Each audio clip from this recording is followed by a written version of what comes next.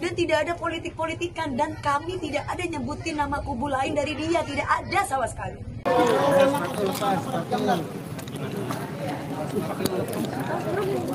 Saya karena Pak Ustadz, Pak Ustadz ya, ya.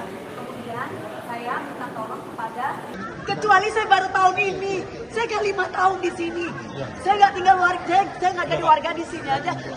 Dan mungkin kalau mau jadi saksi, warga-warga di sini jadi saksi kok. Dari awal saya tinggal di sini, saya berhubungan dengan Pak Ustadznya itu, yang memang udah dari door to door, bukan baru sekarang. Ya udah cuma sebatas itu, saya memang tidak kasih alamat rumah saya. Saya kasih alamatnya masjid sebelakang rumah aja ya Pak, biar nanti berhubungan dengan Pak Ustadz. Nah, itu poinnya. Setelah itu, nanti akan ada orang kita yang akan ngambil sapinya, itu doang. Nah, tapi sapi itu bukan untuk saya, untuk warga di sini, saudara-saudara saya. Dan itu saya lakukan bukan hanya sekali, tapi sudah dari tahun sebelumnya sudah pernah saya lakukan. Dan tidak ada politik-politikan, dan kami tidak ada nyebutin nama kubu lain dari dia, tidak ada sama sekali. Terus ketika saya tuh live dan akhirnya saya memberikan caption, karena di situ banyak sekali yang berkomentar tentang politik-politik. Akhirnya saya bilang,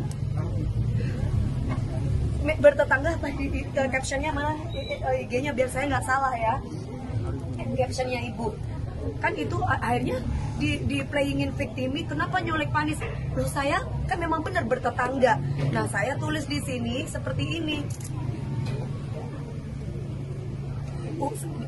Apa karena bertetangga sama Pak Anies Baswedan gitu doang. Terus kemudian banyak di situ bertebaran dan yang lain-lain ngomongin tentang politik. Jadi saya bingung gitu loh. Politik apa? Orang saya dari dulu mungkin kalau tanya sama warga nggak ada politik-politik, dan nggak ada menyebutkan nama kubu siapapun di kami, itu nggak ada. Itu loh Mbak. Jadi saya merasa bahwa ini apa-apaan sih Pak? Tadi sampai marah ngamuk-ngamukan sama Pak Topan.